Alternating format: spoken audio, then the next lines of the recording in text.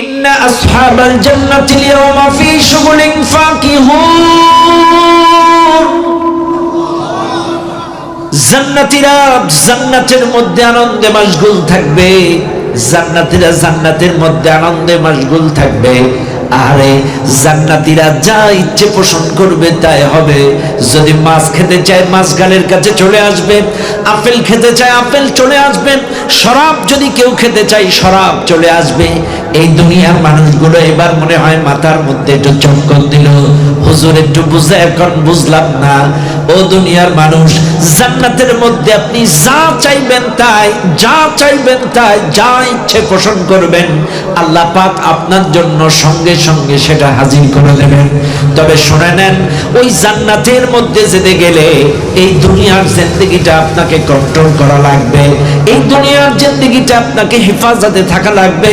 এর বাস্তব একটা জ্বলন্ত উদাহরণ আমি আপনাদেরকে দিয়ে যাই। পাকিস্তানের এক কবি, পাকিস্তানের এক কবি মসজিদের মধ্যে বসে মদ খাচ্ছে। কোন জায়গায়? কোন জায়গায়? মসজিদের মধ্যে ঢকঢক করে মদ খাচ্ছে। এখন মুসল্লি এবং ইমাম সাহেব এসে বলতেছে আস্তাগফিরুল্লাহ আস্তাগফিরুল্লাহ, আপনি মসজিদের মধ্যে মদ খাচ্ছেন, নাউজুবিল্লাহ নাউজুবিল্লাহ। তখন এই কবি বলতেছে ঠিক আছে বুঝলাম, আল্লাহর ঘর মদ খাওয়া যাবে না, চাইলে আমাকে এমন একটা জায়গা দেখায় দাও যেটা আল্লাহর না, সেই জায়গায় বসে খাই। কথা বুঝেন না আপনারা? মসজিদে যদি মদ খাওয়া না যায়, চাইলে আমাকে এমন একটা জায়গা দেখায় দাও যেই জায়গাটা আল্লাহর না, সেই জায়গায় বসে আমি খাই। এই কথা কি কোনো জবাব আছে? জবাব আছে কোনো? এখন আরেক কবি বলতেছে, একই মসজিদে আরেক কবি নামাজ পড়তে আসছে, সে বলতেছে হ্যাঁ একটা জায়গা আছে যেই জায়গাটায় আল্লাহ নাই। কোন জায়গা? বলছে কাফের অন্তরে আল্লাহ নাই। কাফের অন্তরে কি নাই? এই জায়গায় খাওয়া যায়। তখন এই কবি বলছে না, তোমার ধারণা ভুল, কারণ তোমরাই বলো আল্লাহ যখন বৃষ্টি বর্ষণ করে শুধু কি মুসলিম পাড়ায় দেয় না কাফের পাড়ায়ও দেয়? বলছে না কাফের পাড়ায় দেয়। আচ্ছা, আল্লাহ যখন মানুষকে রিজিক দেন শুধু মুসলমানদের দেন না কাফেরদেরও দেন? আল্লাহ যখন রিজিক দেন শুধু অক্সিজেন দেন শুধু কি কাফের পাড়ায় দেয় না মুসলিম পাড়ায়ও দেয়? সবাই পায়। তাইলে শোনো, আল্লাহর অনুগ্রহ দয়া কাফের অন্তরেও আছে, কিন্তু কাফের এটা বুঝতে পারে না, কাফের এটা ধরতে পারে না, কাজে এই জায়গায় মদ খাওয়া যাবে না। এখন ওই কবি বলতেছে ঠিক আছে, তাইলে কোন জায়গায় খাওয়া যাবে আপনিই বলেন। তখন এই মুসলিম কবি বলছে দেখো, আমি আজকে তোমাদেরকে বোঝানোর জন্যই মসজিদে মদ খেয়েছি, এই কারণে বোঝানোর জন্য খেয়েছি যে আল্লাহর ঘর যদি মসজিদে খাওয়া না যায় তাহলে এমন একটা জায়গা দেখায় যাও সেই জায়গাটা আল্লাহর না, সেখানে খায়। তাহলে তোমাদের কথা অনুযায়ী সব যদি আল্লাহর হয়, এই দুনিয়ার কোনো জায়গায় খাওয়া যাবে না, তবে একটা জায়গায় খাওয়া যাবে। সেই জায়গাটা হলো মানুষ যদি এই 60, 70, 80 বছরের জিন্দেগিটা কন্ট্রোল করতে পারে, আল্লাহর আদেশ নিষেধ অনুযায়ী যদি চলতে পারে, এই লোকটা যদি জান্নাতি হয়ে যায়, জান্নাতের এমন কোনো জায়গা নাই যে তাকে নিষেধ করা হবে। এটা জোরে বলবেন না সুবহানাল্লাহ? জান্নাতে যেখানে সেখানে বসে সে শরাব খেতে পারবে। আরে এই দুনিয়ার শরাবগুলো তো, মদগুলো তো এগুলো পচা পানি, কিন্তু জান্নাতের যে শরাব আপনাকে দেওয়া হবে সেগুলো জীবন্ত ফলন্ত আঙ্গুরের রস। সুবহানাল্লাহ বলেন। আহ কি শরাব আপনার আমার জন্য জান্নাতে বরাদ্দ করা হয়েছে, যেখানে সেখানে আপনি জান্নাতে যা খুশি কোথাও আপনাকে কোনো বাধা প্রদান করা হবে না। আপনারা চিন্তা করতেছেন হুজুর, এই যে আমরা জাহান্নামী হুরের পিছনে ঘুরি, মেকআপ সুন্দরীদের পিছনে ঘুরি, তাহলে জান্নাতে আমাদের কি হবে? আরে এই দুনিয়ার সুন্দরীগুলো তো মেকআপ সুন্দরী, কিন্তু এই যুবকগুলো যদি কন্ট্রোল করতে পারো নিজেদের নফস, তাহলে জান্নাতের মধ্যে এক একটা যুবকের জন্য 70টা করে হুর। এটা জোরে বলবেন না সুবহানাল্লাহ?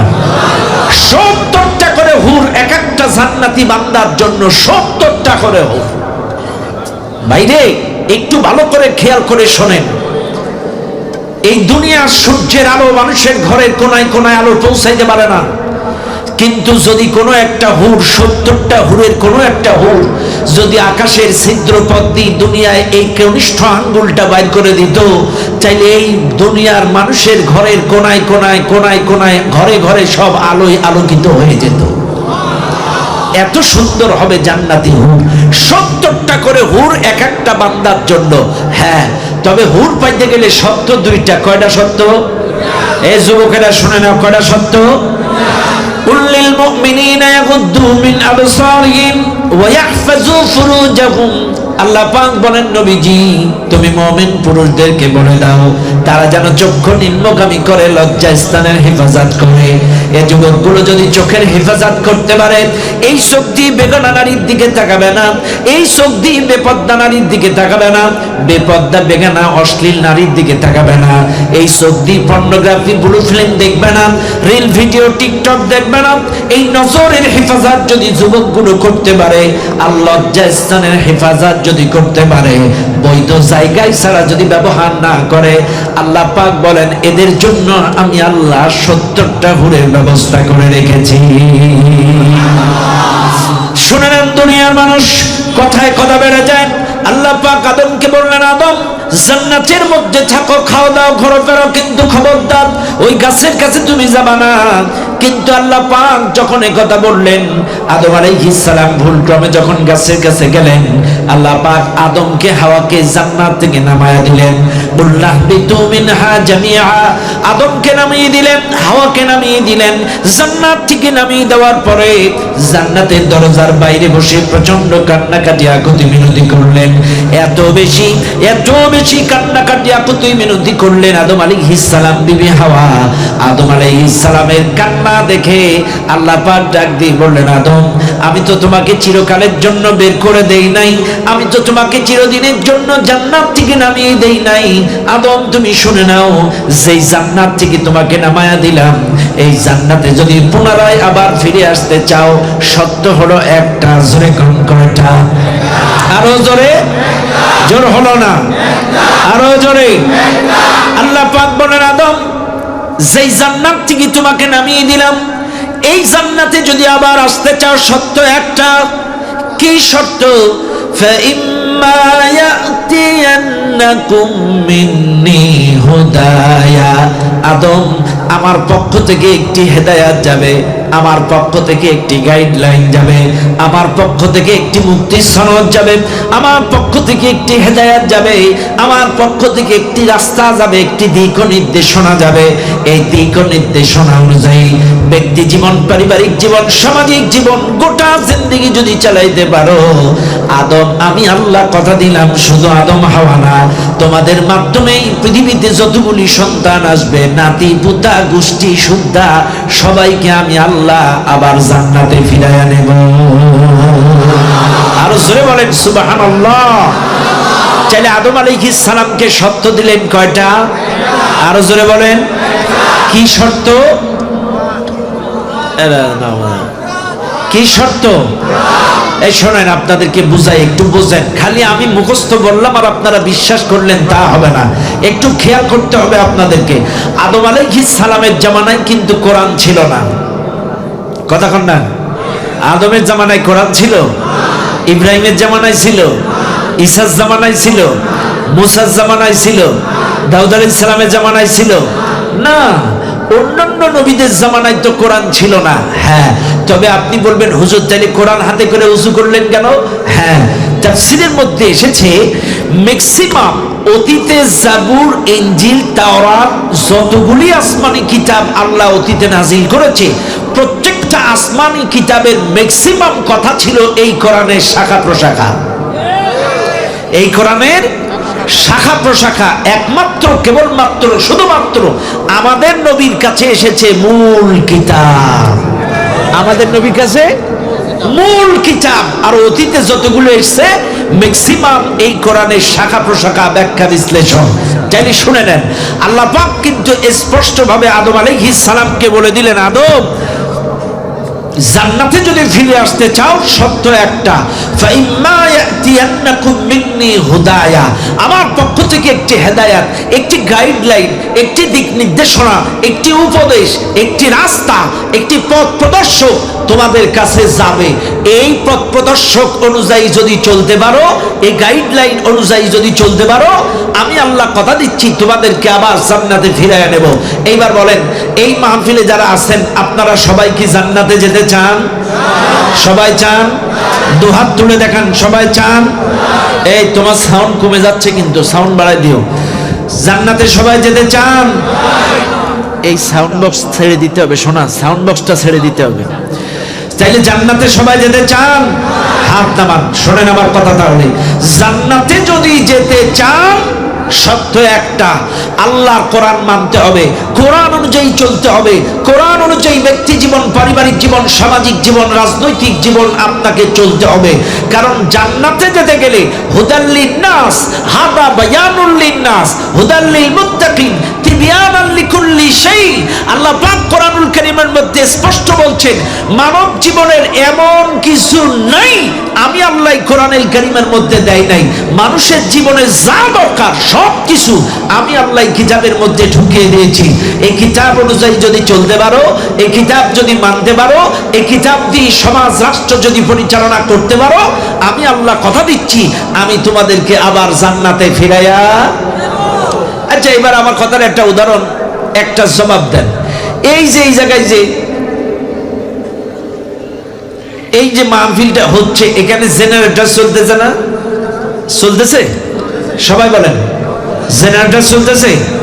এই জেনারেটরের ট্যাঙ্কি কয়টা বলেন? ট্যাঙ্কি কয়টা?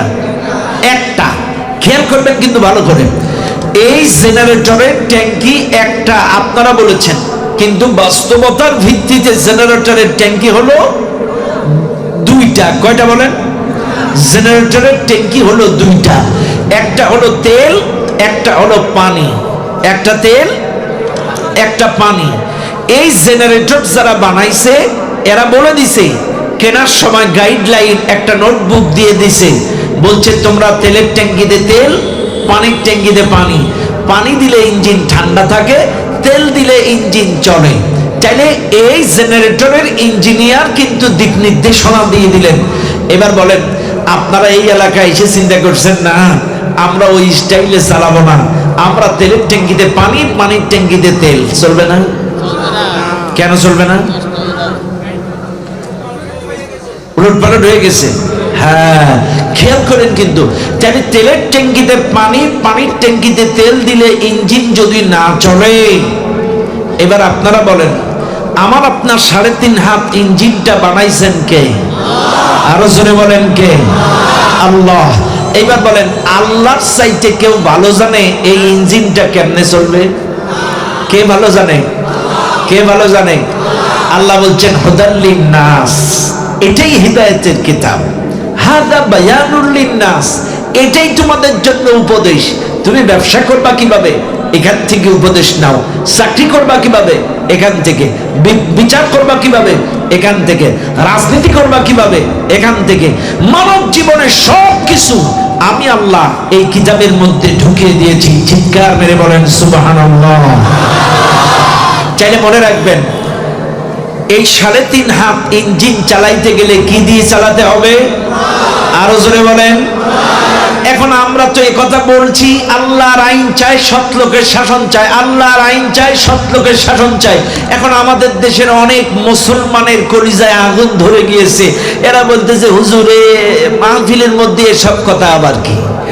আচ্ছা ভাই, আমার প্রশ্নের জবাব আপনারা একটা একটা করে মিলাইয়া দেন। এ কথা আমরা কেন বলি? এ কথা তো আমাদের বানানো কথা না। সাউন্ড কিন্তু কম হচ্ছে, তোমার সাউন্ড বক্সে সাউন্ড দাও। এ কথা আমরা কেন বলি একটু খেয়াল করেন ভালো করে মুসলমান বাবাজিরা আমার। আমার প্রত্যেকটা কথা খেয়াল করবেন। আল্লাহর আইন চাই, সৎ লোকের শাসন চাই, এ কথা আমরা কেন বলি একটু খেয়াল করেন। এ কথা কি কোনো দলীয় স্লোগান? আমাদের বানানো কথা? খেয়াল করেন, আলা লাহুল খালকু ওয়াল আমর ইনিল হুকমু ইল্লা লিল্লাহ। জমিন সৃষ্টি করেছেন কে? হুকুম চলবে কার? তাই তো। মনে করেন আমার এই বড় ভাইয়ের একটা 5 তলা বিল্ডিং আছে রামু বাজারে। কয়তলা আছে নাকি ভাই? নেই। আচ্ছা ঠিক আছে, মনে করেন আছে, কথার কথা 5 তলা একটা বিল্ডিং আছে। এখন আমি যদি বলি আমি আপনাদের মাহফিলের প্রধান বক্তা, আজকের থেকে আপনার বাড়ি আমার আইন চলবে, আমার হুকুম চলবে, আপনার বউ বাচ্চা সমস্ত সদস্য আমার কথায় উঠবেন বসবেন, আমার কথায় উঠবেন বসবেন, এটা আমার হুকুম। মানবে না ভাই? কেন মানবে না? বাড়ি কার? বউ কার? বাচ্চা কার? ওই বাড়িতে হুকুম চলবে কার? জোরে বলেন, আরো জোরে। ব্যাস, তাহলে বাড়ি যার, ঘর যার, বউ যার, বাচ্চা যার, ওখানে আইন চলবে তার। এটাই বাস্তব। এখন উনি যদি আমার বাড়ি যেই মাতব বাড়ি চলে, আমি কি মেনে নেব? মানবো না। কথা কিন্তু ক্লিয়ার। চাইলে ওনার বাড়ি যদি আমার আইন না চলে, আমার বাড়ি যদি ওনার আইন না চলে, চাইলে এই জমিন আল্লাহর, আসমান আল্লাহর, এই জমিনে আইন চলবে কার? এই জমিন বানাইছেন কে? আল্লাযী জাআলা লাকুমুল আরদা ফিরাশা। এই জমিনটাকে বিছানা বানিয়েছে আমি আল্লাহ। আসমান বানিয়েছেন কে? বিএনপি বানাইছে, জাতীয় পার্টি বানাইছে, আওয়ামী লীগ বানাইছে, জামাত ইসলাম বানাইছে, কে বানাইছে? ওয়াস সামাআ বিনাআ। আসমানটাকে ছাদ বানিয়েছি আমি আল্লাহ। এরপরে আল্লাযী খলাকাকুম, তোমাদেরকে সৃষ্টি করেছি আমি আল্লাহ।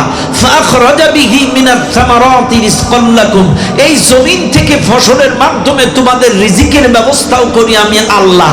তাহলে রিজিক দিলাম আমি, জমিন দিলাম আমি, সৃষ্টি করলাম আমি, আসমান দিলাম আমি, সব আমার। এবার তোমরাই বলো আইন চলবে কার? এই সহজ জিনিসটা কেন মানেন না? আপনি বিএনপি হতে পারেন, জাতীয় পার্টি হতে পারেন, আপনি জামাত ইসলাম হতে পারেন, আপনি আওয়ামী লীগ হতে পারেন, আপনার ব্যক্তিগত ব্যাপার। কিন্তু আপনি যদি মুসলমান হন, আপনি যদি ইমানদার হন, এটা আপনাকে মানতে হবে। আপনাকে এই দুনিয়ার কোন দল সৃষ্টি করে নাই। আপনাকে, আপনার এই দুনিয়ার কোন দল আপনাকে রিজিক দেন না। আপনাকে এই দুনিয়ার কোন নেতা অক্সিজেন দেন না। এই আসমান আল্লাহর, এই জমিন আল্লাহর, সব আল্লাহর। এই জমিনে থাকতে গেলে আল্লাহর আইন মানতে হবে। আর যদি আল্লাহর আইন না মানেন, এই জমিনে থাকার অধিকার আপনার নাই।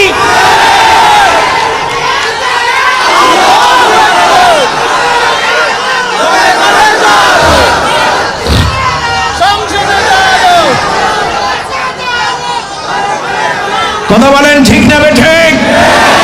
আজকের একটা ছোট্ট কথার জবাব দেন। ও ভাই, এখানে 10,000 15,000 টাকার সরকারি বেসরকারি চাকরি করেন আপনারা, মাত্র 15,000 টাকার চাকরি করেন, তাই সকাল 9টা থেকে রাত 9টা পর্যন্ত ডিউটি। জি স্যার, হ্যাঁ স্যার, হ্যালো স্যার, জি স্যার, আসসালামু আলাইকুম স্যার, আসসালামু আলাইকুম, জি স্যার, কোনো সমস্যা নেই স্যার, সব ঠিকঠাক করে দেবো, জি স্যার, আসসালামু আলাইকুম স্যার, জি স্যার, জি ঠিক আছে স্যার। সামান্য 10-15,000 টাকার চাকরিতে যদি আপনি এই রকম গোলামি করেন, তাহলে যেই মালিকের জমিনে আছেন, যেই মালিকের আসমানের নিচে আছেন, যেই মালিক আপনাকে রিজিক দেন, যেই মালিক আপনাকে অক্সিজেন দেন, এই মালিকের কি গোলামি করা লাগবে না? আরো জোরে কোন লাগবে না? আচ্ছা আপনারা বলেন তো, এই মাহফিলের মধ্যে কাফের আছেন কারা কারা? একটু হাত তোলেন তো। অবাজি কোনো কাফের নাই? নাই নাই। একটু আগে বুঝাই দিই আপনাদের, কি বুঝাই দিই, আগে বুঝেন ইমান কি আর কাফের কি, এটা আগে বুঝেন। ইমানের নাম হচ্ছে বিশ্বাস। আল ইমান আন তুমিনা বিল্লাহ, আল্লাহর উপরে বিশ্বাস, ওয়া রাসূলি, রাসূলের উপরে বিশ্বাস, ওয়া কুতুবি, কোরআনের প্রতি বিশ্বাস, ওয়া মালায়েকা, ফেরেশতাদের প্রতি বিশ্বাস, ওয়াল ইয়াউমিল আখির, আখিরাতের প্রতি বিশ্বাস। আমি আবারও বলছি, আল্লাহর প্রতি, রাসূলের প্রতি, কিতাবের প্রতি, ফেরেশতাদের প্রতি, আখিরাতের প্রতি, এই বিশ্বাসটার নাম হচ্ছে ঈমান। এবার বলেন, আপনারা যে দল করেন করেন, আল্লাহর প্রতি বিশ্বাস আছে? রাসূলের প্রতি আছে? কোরআনের প্রতি আছে? আখিরাতের প্রতি আছে? তাইলে আপনারা ঈমানদার। এবার আসেন, এই বিশ্বাসের নাম ঈমান, আর এটা অস্বীকার করার নাম কাফের। আবারও বলছি, বিশ্বাসের নাম ঈমান, আর অস্বীকার করার নাম কাফের। এবার বলেন কাফের আছেন কারা কারা? একটাও নেই। এবার বলেন ঈমানদার আছেন কারা কারা? সবাই তোলেন হাত। নারায়ে তাকবীর, নারায়ে তাকবীর। হাত নামান, হাত নামান। আপনারা কিন্তু বলেছেন আপনারা ঈমানদার। এইবার আসেন, ঈমানদার যদি হন, আল্লাহর কোরআনের আইন, কোরআনের দলিল, আল্লাযীনা আমানু ইউকাতিলুনা ফি সাবিলিল্লাহ যারা ইমানদার তারা আল্লাহর রাস্তায় লড়াই করবে। এটা কথাটা কার? আরো জোরে কোন কার? চাইলে কথা কিন্তু ক্লিয়ার। আল্লাহ বলছে যারা ইমানদার তারা আল্লাহর রাস্তায় লড়াই করে। আপনি হতে পারেন বিএনপি, হতে পারেন জাতিবাদী, হতে পারেন চরমনায়, হতে পারেন তাবলিগ, ইমান যদি থাকে আল্লাহর রাস্তায় লড়াই করা লাগবে। এটা আপনার জন্য নফল নয়, সুন্নত নয়, প্রত্যেকটা ইমানদারের জন্য ফরজ। প্রত্যেকটা ইমানদারের জন্য কি? আরো জোরে। চাইলে আল্লাহর রাস্তায় লড়াই করা লাগবে। আল্লাহর আইন চাই, সৎ লোকের শাসন চাই। এ কথা আমরা কেন বলি? এইবার আসেন বাইরে। তাইলে আল্লাহর আইন কেন লাগবে এটা কিন্তু আমি বুঝালাম। কারণ এই জমিন আল্লাহর, আসমান আল্লাহর, সব আল্লাহর। চাইলে আল্লাহর আইন চলবে, এটাই স্বাভাবিক। আপনারা একটা গান শোনেন না ভাই? পরের জায়গা পরের জমিন, ও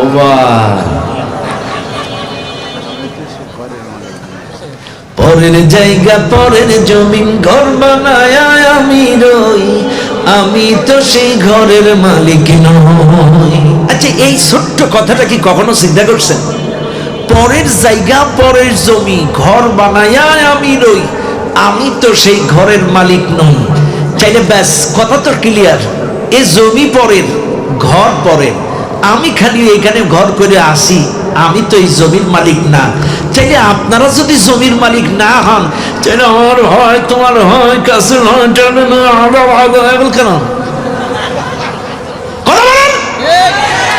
পরের জায়গা পরের জমি, ঘর বানায় আমি রই, আমি তো সেই ঘরের মালিক নই। তা তুই যদি ঘরের মালিক না হোস, তোর এত মাতব্বারি আসে কোত্থেকে? তুমি তো গোলাম। জমির আল্লাহ, আসমান আল্লাহ, ঘর বানায়া তুমি কয়দিনের জন্য ভাড়াটিয়া। আর ভাড়াটিয়ার তো এত ক্ষমতা থাকে না। কথা কোন ঠিক না বেটি? চাইলে ইমানদার কার রাস্তা লড়বে? এইবার আসেন, আল্লাহ কিন্তু এরপরে আর একটা কথা বলেছে, ওয়াল্লাযীনা কাফারু ইউকাতিলুনা ফি সাবিলিত তাগুত।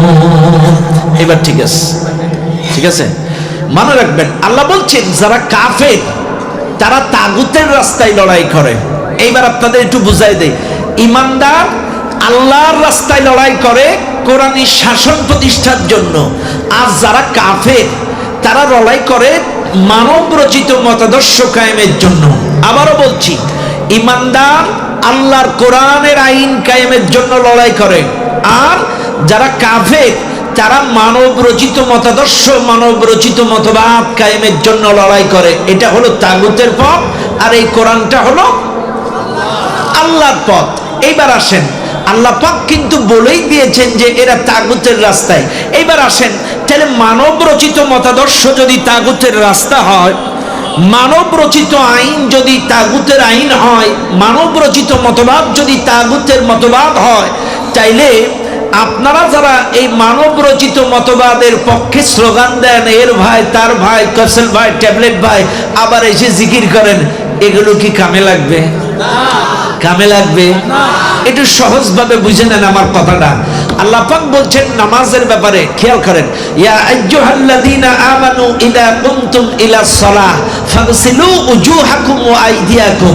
আল্লাহর কোরআন বলতেছে নামাজের ক্ষেত্রে আগে ওযু পরে নামাজ, আগে ওযু পরে নামাজ। এইবার আসেন ঈমানের ক্ষেত্রে, ফামাইয়াকফুর বিত্তাগুত ওয়া ইউমিন বিল্লাহ, আগে তাগুতকে অস্বীকার করো, এরপরে ওয়া ইউমিন বিল্লাহ, আল্লাহর প্রতি ঈমান আনো। এই খেয়াল করেন, চাইলে নামাজের আগে কি ওযু ছাড়া নামাজ হয়? ওযু ছাড়া নামাজ হয়? এইবার আসেন ঈমান, ঈমানের আগে ওই তাগুতের রিলেশন ছিন্ন করা লাগবে, তাগুতের মতবাদ বাদ দেয়া লাগবে, তাগুতি মতাদর্শ বাদ দেয়া লাগবে, সব কিছু বাদ দিয়ে ওয়া ইউমিন বিল্লাহ, আল্লাহর প্রতি ঈমান আনতে হবে। ও ভাই, ওযু ছাড়া যেমন নামাজ পড়লে কারণ নামাজ হয় না, ওদের সাথে মিছিল মিটিং করে মানব রচিত মতাদর্শ কায়েমের চেষ্টা করবেন আর বাড়ি এসে নামাজ পড়বেন ইল্লিল্লাহ, ওটা ওযু ছাড়া নামাজের মতো হয়ে যাবে। কথা কি ক্লিয়ার? বুঝিয়েন না আপনারা?